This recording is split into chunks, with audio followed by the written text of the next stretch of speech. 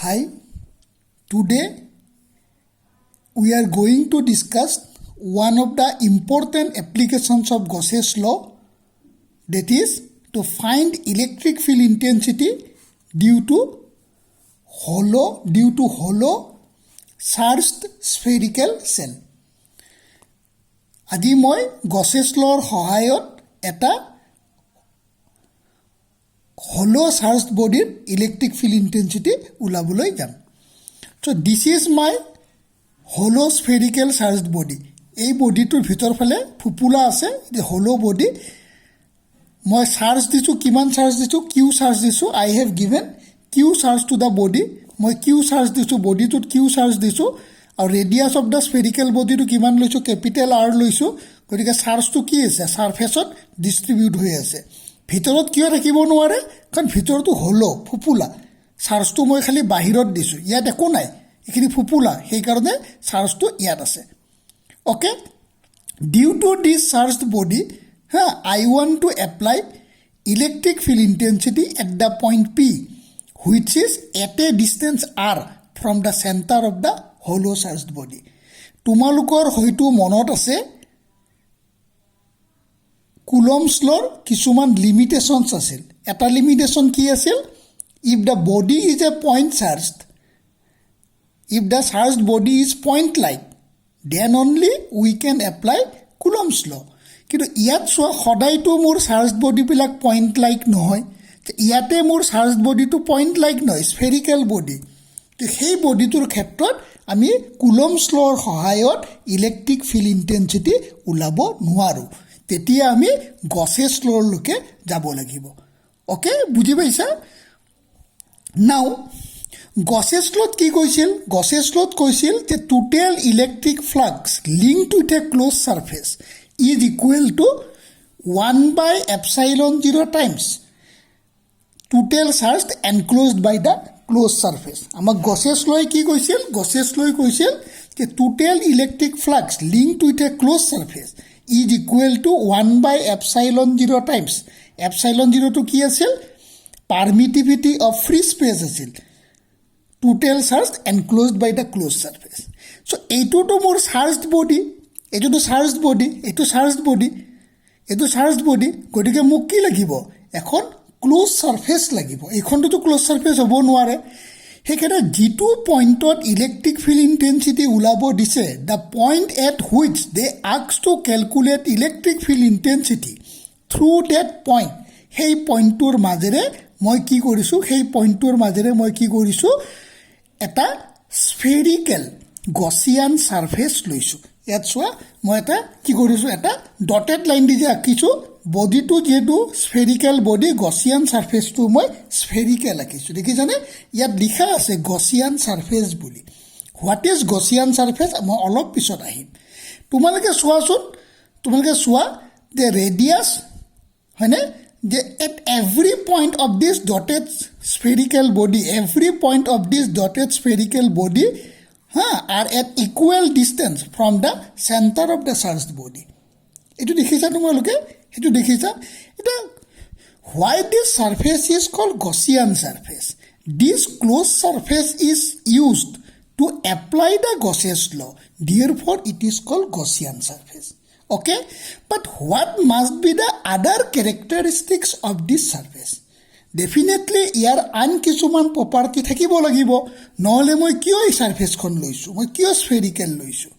এইখন মই any close surface ল'লেও মই গছেছ ল' এপ্লাই কৰিব পাৰিম, কিন্তু তেতিয়া কেলকুলেশ্যনটো অলপ টান হয়। আমি ছলিড এংগুলৰ কনচেপ্টটো তাত ল'ব লগা হয়। আৰু HS ছেকেণ্ড ইয়েৰত একদম তোমালোক বিগিনাৰ, সেইকাৰণে আমি সেই কনচেপ্টটো ল'ব বিচৰা নাই। সেইকাৰণে মই ছাৰফেচখন কেনেকুৱা লৈছোঁ, এখন সহজ ছাৰফেচ লৈছোঁ, এখন চিম্পল ছাৰফেচ লৈছোঁ, যাতে মোৰ ফ্লাক্স কেলকুলেশ্যনটো ইজি হয়। এতিয়া what is the definition of the Gaussian surface. Gaussian ছাৰফেচৰ ডেফিনেশ্যন কি, গছিয়ান ছাৰফেচ মানেনো কি, তোমালোকে দেখিছা নহয়, স্পষ্ট হৈছেনে? মই এইখিনি তোমালোকক PDF ফাইল কৰি দি দিম, গতিকে তোমালোকে ধৰিব পাৰিবা। এতিয়া জাষ্ট বুজি গ'লে হ'ল যে what is Gaussian surface. Gaussian ছাৰফেচটো কি, ইয়াত কৈছে it is an imaginary symmetrical closed surface ছাৰ্ফেচখন ক্ল'জ হ'ব লাগিব তেতিয়াহে গছেছ লৈ এপ্লাই কৰিব পাৰিম enclosing charge or charge distribution enclosing charge or charge distribution such that each and every point on this surface magnitude of electric field is same and flux should be normal to the surface. So Gaussian surface con any closed surface hole no hobo. Any closed surface cannot be the Gaussian surface. It is symmetrical closed surface. It is taken in such a way that at every point on the surface, value of electric field intensity is constant and lines of force are normal to the surface.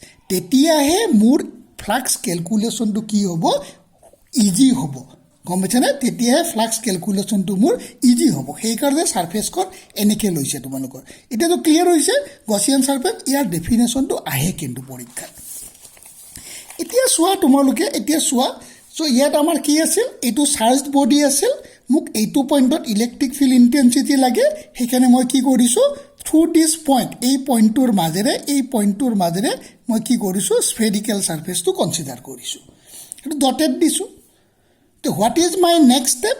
Next step to key, I have to calculate or we have to calculate the electric flux associated with this surface due to this charged body. Since the charges are positive charge, lines of force are moving away from it. হয় না আৰু যেহেতু ছাৰ্ফেচখন বহুত ডাঙৰ surface মই কি কৰিছোঁ গোটেই ছাৰ্ফেচখনক সৰু লাৰ্জ নাম্বাৰ অফ সৰু এলিমেণ্টেৰী এৰিয়াত সৰু এৰিয়াত মই কি কৰিছোঁ ভাগ কৰি লৈছোঁ বা কাটি লৈছোঁ ইয়াত মই এখন সৰু এলিমেণ্টেৰী এৰিয়া লৈছোঁ চোৱা কি লিখিছোঁ মই ডি এছ বুলি লিখিছোঁ ধৰিব পাৰিছা নহয় এখন সৰু এলিমেণ্টেৰী এৰিয়া লৈছোঁ ডি এছ হয়নে আৰু লাইনছ অফ ফ'ৰ্চটো কেনেকৈ আহিছে এনেকৈ আহিছে আচ্ছা ইলেক্ট্ৰিক ফ্লাক্সৰ ডেফিনেশ্যনটো কি আছিল এটা ডেফিনেশ্যন আছিল it is a dot product of area vector with electric field intensity so' এৰিয়াটো কেতিয়া ফেক্টৰ হয় if we draw a outward normal দেখিছেনে আউটৱাৰ্ড নৰ্মেল মই ইয়াত এন কেপ দিছোঁ হয়নে ইয়াত এন কেপ আৰু ইটো মোৰ কি আছে পেৰেলেল আছেনে পেৰেলেল আছে যদি এন কেপ আৰু ইটো পেৰেলেল থাকে what is the electric flux linked with that surface electric flux মানে মোৰ কি আছিল ইলেক্ট্ৰিক ফ্লাক্স মানে আছিল E dot D S it is a dot product of E dot D S ইয়াত মোৰ কি আছিল ইয়াত চোৱা তোমাৰ এন কেপ আৰু ইটো পেৰেলেল আছিল এন কেপটো কি it is the normal to the surface আৰু ইলেক্ট্ৰিক ফিল্ড মোৰ ইয়াত পেৰেলেল আছে আমি জানো ছাৰ্ফেচটো ভেক্টৰ কোৱান্টিটি কৰিব লাগিলে ছাৰ্ফেচৰ ওপৰত এটা নৰ্মেল ড্ৰ কৰিব লাগে ইয়াত নৰ্মেল আৰু ইটো কি আছে পেৰেলেল থাকিলে এংগলটো মোৰ কিমান হ'ব 0 হ'ব সেইকাৰণে ই ডট ডি এছ মোৰ কিমান হ'ব ই ডট ডি এছ মানে হ'ব ই ডি এছ কছ অফ 0 কছ 0 1 তাৰমানে ই ডি এছ হ'ব বুজি পাইছা এইটো ই ডি এছ হ'ব গতিকে flux linked with the small elementary এৰিয়াটো কিমান হ'ব ই ডি এছ হ'ব বুজি পাইছা এতিয়া মই কি কৰিম প্ৰতিখন এলিমেণ্টেৰী এৰিয়াৰ মাজেৰে মই ফ্লাক্সটো কেলকুলেট কৰিম কৰি পেলাই ছাম আপ কৰাটোকে কি কৰা বুলি কয় ইণ্টিগ্ৰেশ্যন কৰা বুলি কয় সেইকাৰণে মই ইয়াত লিখিছোঁ total electric flux linked with the whole Gaussian surface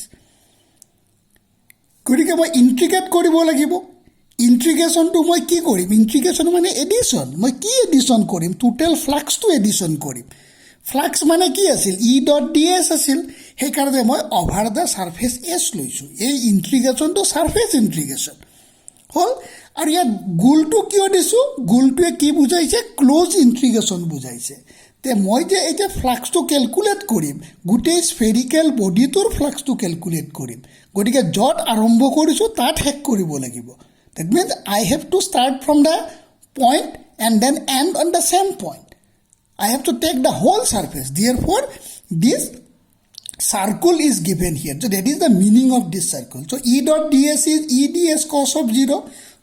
So মোৰ কিমান হ'ব E ds হ'ব এইটো ইণ্টিগ্ৰেশ্যনটো যোগ কৰিছোঁ at every point on the surface value of electric field is constant, yes or no, therefore E comes out the integration, come outside the integration, paisane E surface integration of ds hoise ne E aru surface integration of ds, eta surface integration of ds mane mur kiman hobo 4 pi r square, tamane if I add every small surface of this particular Gaussian surface, if I add every small surface of this Gaussian surface, what we get? I will get total surface area of the Gaussian surface. What is total surface area? Total surface area is 4 pi r square. Why? Because this Gaussian surface is spherical one. Right na? Spherical one. He karone mur kiman hobo? 4 pi r square hobo. Buji paisa etu? Etia আমি কি কৰিম Gaussian law apply কৰিম. ইয়াত মই Gaussian law apply কৰিম এতিয়া. ইয়াত চোৱাচোন কি আছে ইন্টিগ্ৰেশ্যন অফ ds মানে কিমান দিছে ইন্টিগ্ৰেশ্যন অফ ds মানে হয় না 4 pi r square total surface area of the spherical surface clear হৈছে এটো now I apply the Gaussian law. What is Gaussian law? Gaussian law states that the total electric flux is equal to 1 by epsilon 0 times total charge inside the Gaussian surface. হয় না? So what is 1 by epsilon 0? What is total charge inside the Gaussian surface? It is Q. What is total flux linked with the Gaussian surface? E into 4 pi r square. That means E is equal to 1 by 4 pi epsilon 0 Q by r square.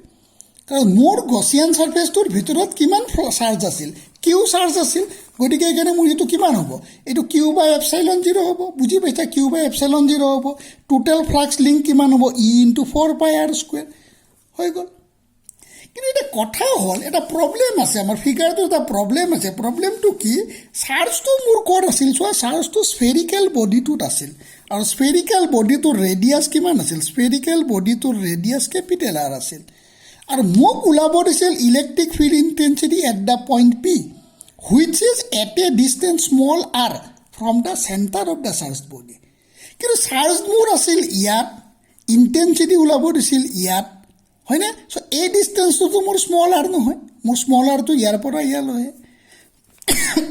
কিন্তু এক্সপ্ৰেছনটো মই কি দেখিছো এক্সপ্ৰেছনটো মই দেখিছো 1 by 4 pi epsilon 0 Q by r square তাৰমানে এই এক্সপ্ৰেছনটো দেখিলে মই এনেকে ভাবিব পাৰো যে চাৰ্জটো মোৰ ইয়াত নাই চাৰ্জটো ইয়াত আছে মই এজিউম কৰিব পাৰো ধৰি ল'ব পাৰো যে স্ফেৰিকেল বডিটোৰ চাৰ্জটো চেণ্টাৰত আছে যদিও চাৰ্জ আউটাৰ সাৰফেসত আছে মই ধৰি ল'ব পাৰো চাৰ্জটো ইয়াত আছে ইয়াৰ পৰা ইয়ালৈকে ডিসটেন্স স্মল r সেইকাৰণে electric field intensity at this point কিমান হ'ব 1 by 4 pi epsilon 0 Q by r square হ'ব বুজি পাইছা এইটো সেইকাৰণে মই কনক্লুজন এটা লিখি দিছো from the above expression we can assume that the whole charge is concentrated at the center.